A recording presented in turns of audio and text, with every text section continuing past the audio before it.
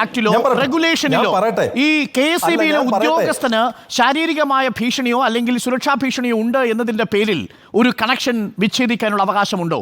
ആ കണക്ഷൻ ഏതെങ്കിലും തരത്തിൽ സാങ്കേതികമായി അപകടമുണ്ടാക്കുന്നു എന്നതിനും അപ്പുറം നോക്കൂ അരുൺ ഈ സുരേഷ് കുമാറിവിടെ പറഞ്ഞ പോലെ തന്നെ പേയ്മെൻറ്റിൻ്റെ ഡ്യൂ ഉണ്ടാകുന്ന ഒരു കാരണമാണ്. മറ്റു കാരണങ്ങൾ ഞാൻ പറയാം. അത് വിശദീകരിച്ചിട്ടുള്ളത് Kerala state electricity regulatory commission നോട്ടിഫിക്കേഷനിലാണ്. അതിൻ്റെ സെക്ഷൻ 138 പറയുന്നൊരു കാര്യം, സെക്യൂരിറ്റി ഇൻസഫിഷ്യൻ്റ് ആവുക, അല്ലെങ്കിൽ പേയ്മെൻറ്റിൻ്റെ ഡിഫോൾട്ട് ഉണ്ടാവുക, ഇലക്ട്രിസിറ്റിയിൽ എന്തെങ്കിലും തെഫ്റ്റ് ഉണ്ടാവുക, അതല്ലെങ്കിൽ എൻ്റെ ഹെൽത്ത് ഹസാർഡോ സെക്യൂരിറ്റി റിസ്ക്കോ ഉണ്ടാവുക, മീറ്ററോ എക്യുപ്മെൻറ്റോ പോലുള്ള കാര്യങ്ങൾ മോഷ്ടിക്കുക, അതല്ലെങ്കിൽ അത് ആൾട്ടർ ചെയ്യുക, എന്തെങ്കിലും തരത്തിൽ എനർജി സപ്ലൈയിൽ ഈ പറയുന്ന കൺസ്യൂമർ ഒരു പ്രശ്നം ഉണ്ടാക്കുക. എനിക്ക് തോന്നുന്നത് അദ്ദേഹം ഈ 138F അല്ലെങ്കിൽ G പറഞ്ഞ കാര്യമാണ് അദ്ദേഹം വ്യാഖ്യാനിക്കാൻ ശ്രമിക്കുന്നതെന്നാണ്. ആ സെക്ഷൻ വായിച്ചിട്ട് എനിക്ക് മനസ്സിലായ കാര്യം എന്തെങ്കിലും തരത്തിലുള്ള ഹെൽത്ത് ഹസാർഡുകളോ അല്ലെങ്കിൽ സെക്യൂരിറ്റി ഇഷ്യൂസോ ഉണ്ടാകുക എന്നുള്ളതാണ്. എങ്ങനെയാണ് സെക്യൂരിറ്റി ഇഷ്യൂ ആവുന്നത്? നമുക്കിവിടെ എന്താ സംഭവിച്ചിട്ടുള്ളത്? നമുക്കറിയാവുന്ന രണ്ട് കാര്യങ്ങളാണ്. ഒന്ന്, വീട്ടിലുണ്ടായ വൈദ്യുതി ഇപ്പോഴില്ല. റസാക്കിൻ്റെ പിതാവിൻ്റെ വീട്ടിലുണ്ടായ വൈദ്യുതി ഇപ്പോൾ കണക്ഷൻ ഇപ്പോൾ ലഭിക്കുന്നില്ല. രണ്ടാമത്തെ കാര്യം, ഇവിടെ ഒരു അക്രമ സംഭവം ഉണ്ടായെന്ന് പറയുന്നു. അത് നമ്മുടെ കയ്യിലില്ല, നമുക്ക് മുമ്പിലുള്ള കാര്യമല്ല, അത് കോടതിയിൽ തെളിവായി വരേണ്ട കാര്യമാണ്. ഇത് രണ്ടും FIR ആണ്. നേരത്തെ ഒരു ഇൻസിഡൻറ്റ് ഉണ്ടായെന്ന് പറയുന്നു. രണ്ടാമത്തെ കാര്യം, ഈ നേരത്തെ ഒരു FIR ഉണ്ടായാൽ ആ FIRൽ പരാതിക്കാരൻ ഉറച്ചു നിൽക്കുന്ന സ്ഥിതിക്ക് ഒരർത്ഥത്തിലും അത് റഫർ റിപ്പോർട്ട് പോലീസിന് വെക്കാനാവില്ല. പരാതിക്കാരൻ്റെ മൊഴിയുണ്ട്, സംഭവം നടന്നിട്ടുണ്ടെങ്കിൽ ആ കേസിൽ ചാർജ് ഷീറ്റ് ഫയൽ ചെയ്യണം. ചാർജ് ഷീറ്റ് ഫയൽ ചെയ്തിട്ടുണ്ടോ? അദ്ദേഹം മറുപടി പറയട്ടെ. CMG Suresh, charge sheet file ചെയ്തിട്ടുണ്ടോ ഈ കൺസ്യൂമർ ഈ അജ്മലിന്റെ പിതാവിനെതിരെ? അജ്മലിൻ്റെ പിതാവിനെതിരെ ചാർജ് ഷീറ്റ് ഫയൽ ചെയ്തിട്ടില്ല. ചാർജ് ഷീറ്റ് ഫയൽ ചെയ്തിട്ടില്ല എന്നതിൻ്റെ അർത്ഥം KSEB ആ പരാതി പിൻവലിച്ചു എന്നല്ല. പിന്നെ എന്തുകൊണ്ടായിരിക്കും നേരത്തെ പറഞ്ഞതുപോലെ KSEB ആ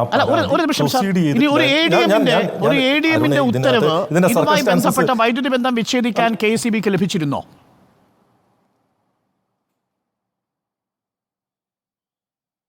ഇതിനകത്ത് KSEB ഉദ്യോഗസ്ഥന്മാർക്ക് നിർദ്ദേശം കിട്ടിയിരിക്കുന്നത് വൈദ്യുതി ബോർഡ് CMD ബിജു പ്രഭാകർ നൽകിയിട്ടുള്ള നിർദ്ദേശമാണ്.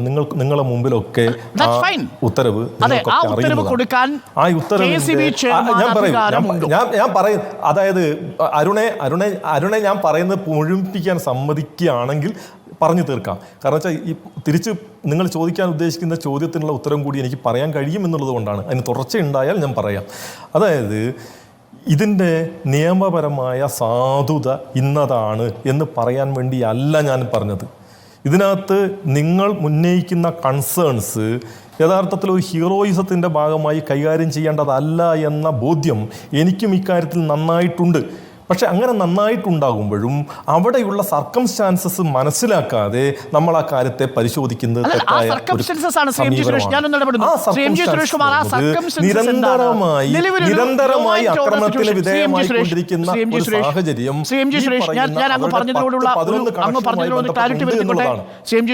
താങ്കൾ പറഞ്ഞ സർക്കംസ്റ്റൻസ് എന്താണ്? നിലവിൽ അജ്മൽ ഒരു ക്രൈം കമ്മിറ്റ് ചെയ്തു. ആ ക്രൈം പ്രകാരം PDPP ആക്ട് അടക്കം ചുമത്തി ഈ അജ്മലിനെ ഇപ്പോൾ റിമാൻഡിലാക്കി.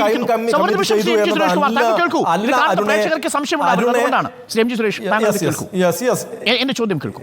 അപ്പോൾ നിലവിൽ അജ്മലിനെ റിമാൻഡ് ചെയ്തിരിക്കുന്നു PDPP ആക്ട് പ്രകാരം. അപ്പോൾ ഒരു ക്രൈം കമ്മിറ്റ് ചെയ്തു, അതിന്മേലൊരു നടപടി ഉണ്ടായിരിക്കുന്നു, കഴിഞ്ഞല്ലോ. ഇനി ഈ പിതാവിന്റെ പേരിലാണ് കണക്ഷൻ. പിതാവ് ഈ KSEBയിലെ ജീവനക്കാരെ 6-ാം തീയതി 5-ാം തീയതി ആക്രമിച്ചിട്ടില്ല, 4-ാം തീയതിയും ആക്രമിച്ചിട്ടില്ല. ഇതുമായി ബന്ധപ്പെട്ടുകൊണ്ടുള്ള ഒരു പരാതി നിലവിൽ പഴയ FIR അല്ലാതെ പുതിയൊരു FIR ഇദ്ദേഹത്തിൻ്റെ പേരിലുമില്ല. അപ്പോൾ ജയിലിൽ കിടക്കുകയാണ് അജ്മൽ. പിന്നീട് എന്തിനാണ് വൈദ്യുതി കണക്ഷൻ ഡിസ്കണക്ട് ചെയ്യുന്നത്?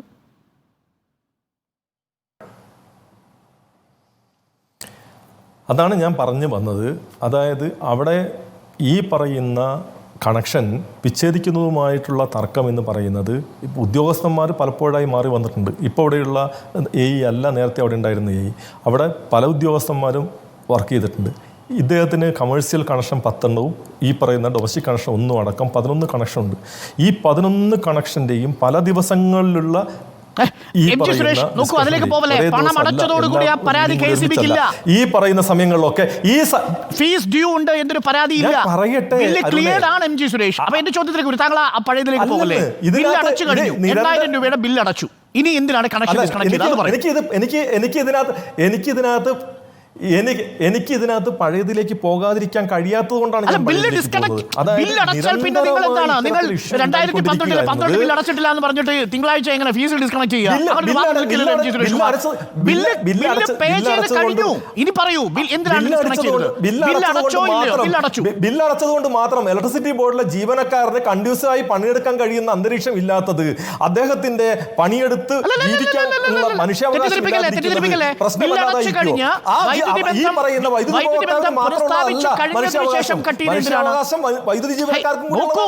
സർ, എനിക്ക് മനസ്സിലാക്കാം നിങ്ങളിത് വൈദ്യുതി ബന്ധം ഡിസ്കണക്ട് ചെയ്തത് ഓഫീസിൽ നടത്തിയ അക്രമത്തിന്റെ പേരിലാണ്. ഓഫീസിൽ അക്രമം നടത്തിയതിന് പോസ്റ്റിൽ കയറി നിങ്ങൾ ഡിസ്കണക്ട് ചെയ്യുന്ന എന്തിനാ? കാരണം ആ പെർമിസസിലേക്ക് വൈദ്യുതി ബന്ധം നിലനിൽക്കുമ്പോൾ സ്വാഭാവികമായും ആ പെർമിസസിൽ തുടർന്ന് വൈദ്യുതി ബന്ധം വിച്ഛേദിക്കാൻ വേണ്ടി മാത്രമല്ല പെർമിസസിൽ പോകേണ്ടി വരിക. അവിടെ വൈദ്യുതി ബന്ധം ഉണ്ടെങ്കിൽ ആ മീറ്റർ വരെയുള്ള വൈദ്യുതി ലൈനിന്റെ സുരക്ഷയടക്കമുള്ള എല്ലാ കാര്യങ്ങളും ഉറപ്പുവരുത്താൻ നിരന്തരമായി ആ ലൈൻ ഇൻസ്പെക്ട് ചെയ്യാൻ ഉത്തരവാദപ്പെട്ട ഇലക്ട്രിസിറ്റി ഉദ്യോഗസ്ഥന്മാർക്ക് സാഹചര്യം നിലനിൽക്കുന്നുണ്ട്.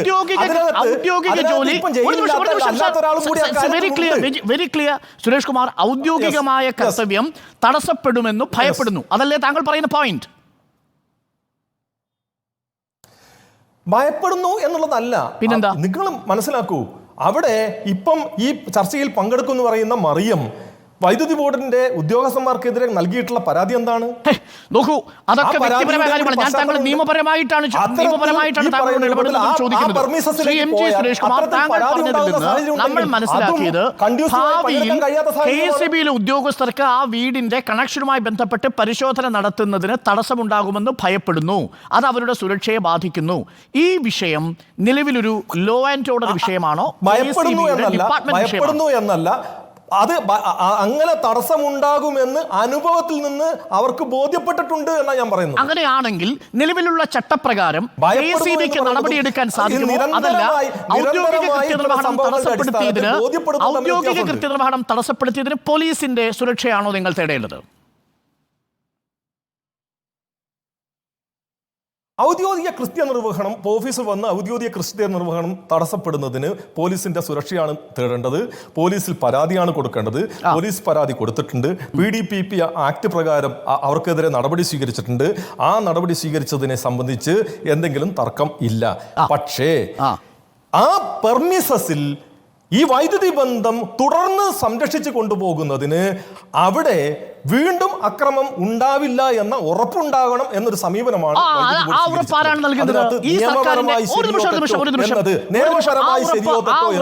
നിയമപരമായി തന്നെ പരിശോധിക്കപ്പെടും. എന്റെ മകൻ ഒരു വ്യക്തിയാണ്, ഞാനൊരു വ്യക്തിയാണ്.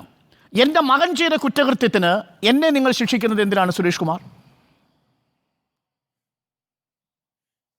അതിനകത്ത് ആ ഗൂഢാലോചനയുടെ ഭാഗമാണ് ഇപ്പം ഇവിടെ ചർച്ചയിൽ കൂടിയാണ്. അങ്ങനെ ഒരു പരാതിയുടെ അടിസ്ഥാനത്തിൽ FIR-നകത്ത് പിതാവിന്റെ പേര് ഉൾപ്പെട്ടിട്ടുണ്ടോ? FIR-നകത്ത് പിതാവിന്റെ പേരല്ല ഞാൻ പറഞ്ഞത്, മറിയത്തിന്റെ കേസാ പറഞ്ഞത്. നോക്കൂ, മറിയത്തിന്റെ പേര് ഇതിനകത്ത് FIR ഉൾപ്പെട്ടിട്ടുണ്ടോ? മറിയത്തിന്റെ പേര് FIR ഉൾപ്പെട്ടിട്ടുണ്ടോ? മറിയത്തിന്റെ പേര് സ്വാഭാവികമായിട്ട് FIR-ന്റെ ഭാഗമായിട്ട് വരേണ്ടതാണ്. അത് ഓഫീസ് ആക്രമിച്ചതിന്റെ ഭാഗമായിട്ടല്ല, ആ പെർമിസസിൽ